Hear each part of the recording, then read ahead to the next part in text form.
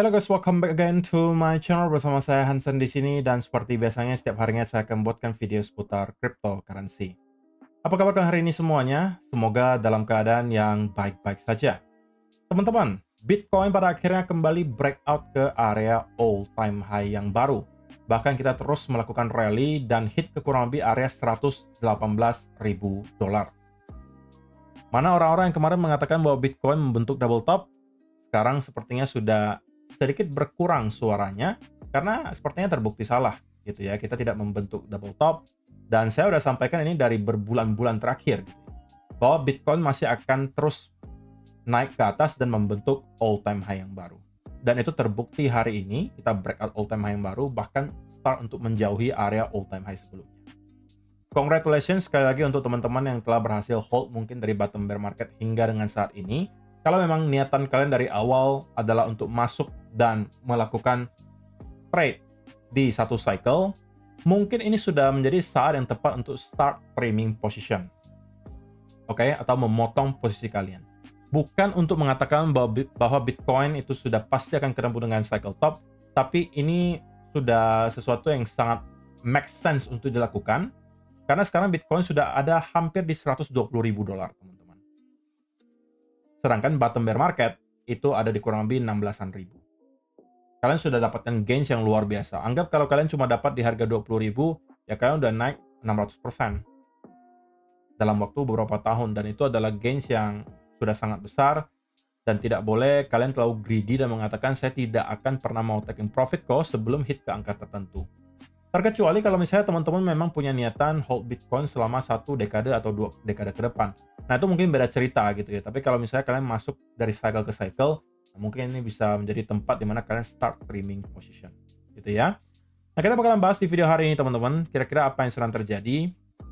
Kemudian apa update-nya gitu ya. Kira-kira apa yang bisa kita expect berikutnya. Per hari ini, global market cap itu udah di angka 3,6 triliun dolar, naik 4,3%. Secara overall juga kita melihat market semuanya hijau, ada yang naik dari kurang lebih 1% hingga kurang lebih belasan persen, atau bahkan ada yang puluhan persen kalau misalnya altcoin yang di luar top 10 gitu ya. Cardano menjadi top performer hari ini, kenaikannya 12,05% ke 0,6958 dolar. So itu adalah outlook sementara untuk beberapa top coin yang ada. Sekarang kita langsung aja masuk ke beberapa data dan berita terbaru hari ini. Nah, 24 jam terakhir kita melihat terjadi pump yang luar biasa kencang di Bitcoin. Itu juga menyebabkan terdapat angka likuidasi yang cukup besar, teman-teman, selama 24 jam terakhir. Kurang lebih 1,17 miliar dolar itu keliquid selama 24 jam terakhir dan 89%-nya datang dari arah short. Tentunya saya sangat amat mengharapkan bahwa tidak ada dari teman-teman yang merupakan penonton setia atau subscriber di sini yang termasuk korban yang keliquid ya. Karena kita tahu dari video kemarin juga, atau kemarin lusa, sudah saya sampaikan bahwa ada potensi Bitcoin sepertinya memang sudah siap untuk kembali ke area all-time high yang baru. Dan kalau misalnya kalian lihat momentum Bitcoin selama beberapa jam terakhir, itu sangat kencang. Dan kalau kalian melawan itu, ya sama aja kalian mencoba untuk memberhentikan roket yang sedang terbang. Sama aja teman-teman juga disarankan untuk tidak menangkap pisau yang sedang jatuh. Karena kalian yang bakalan luka. Sama aja kalau kalian mencoba roket yang sedang menangkap roket yang sedang terbang, juga tidak akan bisa kalian lakukan. Yang ada kalian ikut kebakar kali sama roket. Jadi sama aja teman-teman, ini konsepnya mirip. Kalau lagi turun drastis banget, jangan dilawan dulu momentumnya. Kalau lagi kenceng banget naik ke atas, jangan dilawan juga momentumnya. Kalau bisa ya ikuti arusnya gitu. Kalau memang lagi naik, udah kita buy aja, fokusnya buy dulu aja, sampai dengan ada indikasi bahwa kita memang telah shifting momentum, akan kembali masuk ke bearish, nah itu kalian boleh shifting. Tapi kalau untuk sekarang kan belum ada alasan untuk melakukan hal tersebut. Jadi jangan coba-coba untuk time the top dan kemudian short, apalagi menggunakan leverage yang sangat besar. Itu akan sangat risky untuk kalian lakukan, teman-teman. Oke? Nah, kita melihat short squeeze yang terjadi selama 24 jam terakhir itu sangat masif, membuat open interest itu juga mengalami penurunan yang sangat signifikan, menunjukkan bahwa banyak orang-orang yang menggunakan leverage selama 24 atau 48 jam terakhir itu hampir semuanya kecuci, teman-teman. Dan mengherankannya, banyak orang itu justru short. Padahal sebelumnya ketika Bitcoin hit ke kurang lebih area 110 dan 109, orang-orang itu berebut untuk long gitu. Sedangkan sekarang kita hit ke angka yang sama, orang-orang berebut untuk short. Nah, itulah jagonya market maker dalam memanipulasi mental kita, teman-teman. Jadi kalian harus super hati-hati. Kalaupun kalian short, tapi kalian memang menggunakan risk management yang baik, ya sebenarnya tidak ada yang salah gitu ya. Tapi yang bermasalah itu, kalau misalnya sudah coba timing the top, udah gitu pakai full margin, atau kalau nggak full margin pun leverage-nya sangat besar, ya itu berbahaya sama aja. Jadi jangan sampai itu kalian lakukan. Oke. Berikutnya, kita melihat demand melalui spot Bitcoin ETF terus mengalir deras. BlackRock kembali melakukan pembelian sebesar 3.950 Bitcoin. Sekarang sudah hold kurang lebih 706.000 Bitcoin. Sedangkan Fidelity juga nggak mau kalah, ikutan membeli sebesar 2.820 Bitcoin. Jadi kalian bisa lihat secara jelas teman-teman. Ini tidak ditutup-tutupi ya. Semua data terpampang nyata di depan kalian. Yang akumulasi siapa aja, angkanya seberapa, itu semuanya ada. Itulah indahnya on-chain teman-teman. Semuanya bisa dilacak, semuanya bisa kita lihat. Meskipun ya ada aja caranya mungkin orang-orang yang tidak mau terlihat untuk memanipulasi ya bisa aja. Tapi secara general kita bisa melacak aktivitas yang berada di on-chain. Nah, kita lihat sekarang demand itu tidak datang dari spot Bitcoin ETF saja. Public companies itu juga mulai berebut untuk membuat Bitcoin treasuries. Terlebih lagi melihat harga Bitcoin yang hari ini lagi naik secara signifikan. Mungkin lebih banyak lagi perusahaan yang FOMO untuk melakukan hal yang sama gitu. Dan inilah juga alasan kenapa kita mungkin akan kesulitan untuk melihat Bitcoin masuk ke bear market yang sama seperti cycle-cycle sebelumnya. Apa yang saya maksud? Maksudnya, kalau misalnya kita lihat cycle-cycle sebelumnya, biasanya Bitcoin bear market itu ya turunnya 80-85%, roughly rata-rata seperti itu.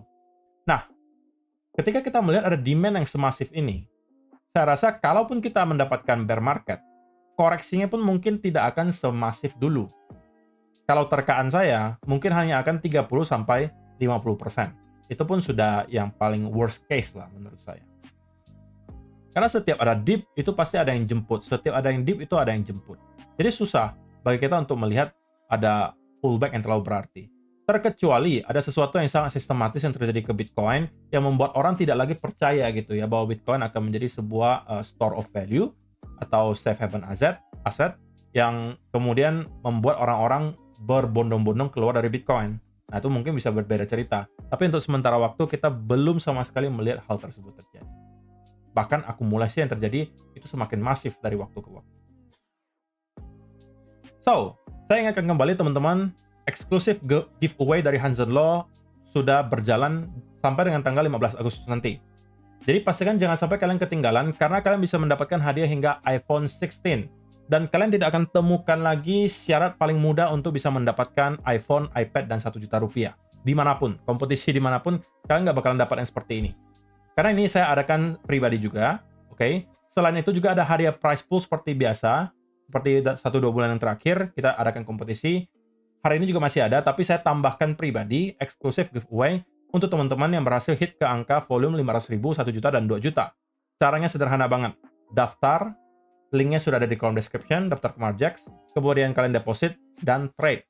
Sampai ke angka ini, kalian sudah langsung bisa bawa pulang hadiahnya. Jadi ini juga tidak saya batasi jumlah pemenangnya. Kalau misalnya ada 10 orang yang hit 2 juta, ya 10-10-nya akan saya berikan iPhone 16. Dan menariknya, ini kompetisinya saya lebihkan tidak sebulan, tapi hampir 1,5 bulan kita anggap. Jadi waktunya sangat panjang untuk teman-teman farming volume. Jadi pastikan kalian sudah lakukan hal tersebut, supaya tidak ketinggalan kereta, gitu ya. Supaya nggak ketinggalan dapat iPhone dan juga iPad juga. Oke, teman-teman. Sekarang kita masuk ke chartnya Bitcoin, dan saya pengen mulai dari weekly chart. Nah, pertanyaan pertama pasti yang muncul di benak kalian. Oh, kita sudah di all time high yang baru, kira-kira area mana lagi nih yang akan bisa menjadi area major resistance berikutnya? Maka saya bisa katakan mungkin area yang kita bisa jadikan area major resistance berikutnya ada di sekitaran range. Kalau kita anggap ini sebagai channel yang terbentuk, ini tentunya ada margin of error-nya ya teman-teman ya. Makanya saya sebut sebagai area, oke? Area. Kalau kalian perhatikan sekarang, ini adalah ascending channel yang sedang menahan harga Bitcoin. Dan kalau misalnya ascending channel ini masih akan tetap berlaku, maka ini akan sangat bergantung ya kepada seberapa cepat sebenarnya Bitcoin akan mengalami kenaikan. Kalau misalnya kita akan stuck di sekitaran 120.000 dalam mungkin beberapa minggu ke depan, maka ini bisa semakin mempertinggi target price dari major resistance berikutnya. Tapi semakin cepat kita mengalami kenaikan dari sini, semakin rendah juga target price untuk kita hit ke area major resistance. Karena kita kan bentuknya ascending channel seperti ini ya teman-teman. Jadi supaya lebih gampang teman-teman memahami, saya gambarin aja. Kalau misalnya kita stuck seperti ini, maka berarti kalau misalnya kita mau hit ke upper channelnya lagi, itu kan kita udah ada di angka 135 sampai 137 lah kita anggap. Tapi kalau misalnya dari dalam 1-2 minggu ini teman-teman, maka bisa aja kita cuma hit ke 130 dan ketemu dengan major resistance. Ya kan? Jadi udah ngerti ya maksud yang saya sampaikan barusan, bahwa ini akan bergantung kepada seberapa cepat kita naiknya. Tapi minimum, saya rasa area 130.000 itu akan bisa menjadi target utama teman-teman. 130 sampai kurang lebih 140.000 bisa menjadi area di mana kita akan start untuk mendapatkan some type of major resistance lagi menurut saya. Oke. Jikalau memang ascending channel ini masih di-respect oleh Bitcoin, dan saya rasa masih akan di-respect sih. Sekalipun kalau misalnya pada akhirnya kita breakout di atas ascending channel ini, katakanlah memang momentumnya terlalu kuat dan kita breakout, tapi at least saya rasa akan ada some type of rejection initially dari area ini sebelum pada akhirnya kita start untuk breakout ke atas. Dan ini akan menjadi skenario yang paling bullish untuk teman-teman yang mungkin mengharapkan area 150.000 ke atas. Itu akan bisa kita lakukan kalau kita berhasil breakout di atas area upper channel di sini. Oke, jadi itu menjadi gambaran besarnya kalau kita lihat di weekly chart. Nah, bagaimana dengan time frame yang lebih kecil? Kita hapus dulu ini supaya nggak mengganggu ya. Hapus. Oke. So, teman-teman, di video kemarin kita sudah sampaikan bahwa Bitcoin itu telah berhasil untuk breakout di atas area trendline, gitu kan? Yang membuat saya katakan bahwa ya teman-teman harus expect dalam waktu dekat harusnya Bitcoin bakalan ke area all time high. Next target di berapa? 113 sampai 115 itu bisa menjadi target berikutnya. Saya sampaikan di video kemarin. So, itu sudah kita hit, bahkan kita melebihi apa yang saya sampaikan di video kemarin. Kita bahkan hit ke kurang lebih area 118.000. Oke? Nah, lalu pertanyaannya, kalau saya belum punya posisi apapun sekarang kok, harus ngapain gitu ya? Karena kan ya bisa aja ada orang yang memang takut gitu ya ketika kemarin Bitcoin hit ke kurang lebih area 110 lagi dan rebound dari sana mungkin ada sebagian yang tidak sempat masuk. Padahal saya sampaikan ini menjadi area di mana teman-teman bisa building position. Oke. Kalau saya secara pribadi, teman-teman yang ada di grup Telegram juga tahu, swing trade saya bukanya di kurang lebih 105.000 sampai 104.000. Oke. Dan sekarang sudah dalam keadaan profit yang lumayan banget. So, saya mungkin juga akan start untuk trimming position. Baik di spot position, baik untuk swing trade-nya, ataupun portofolio long term saya. Start trimming position bukan berarti saya katakan ini kita sudah di top ya teman-teman. Tapi memang sudah saatnya untuk taking profit. Karena memang niatan awalnya target saya, itu kurang lebih 120-an ribu sebagai cycle top ini. Gitu ya. Jadi sekarang sudah hampir nyentuh ke area tersebut. Ya, start trimming position menurut saya bukan sesuatu yang terlalu buruk untuk dilakukan. Lalu, melanjutkan pertanyaan yang tadi, kalau misalnya saya nggak punya posisi kok sekarang, belum ada yang terbuka sama sekali, harus ngapain? Apakah saya harus short aja? Nah, kalau saya sih, sangat amat tidak menyarankan teman-teman untuk short dalam keadaan momentum sekencang ini.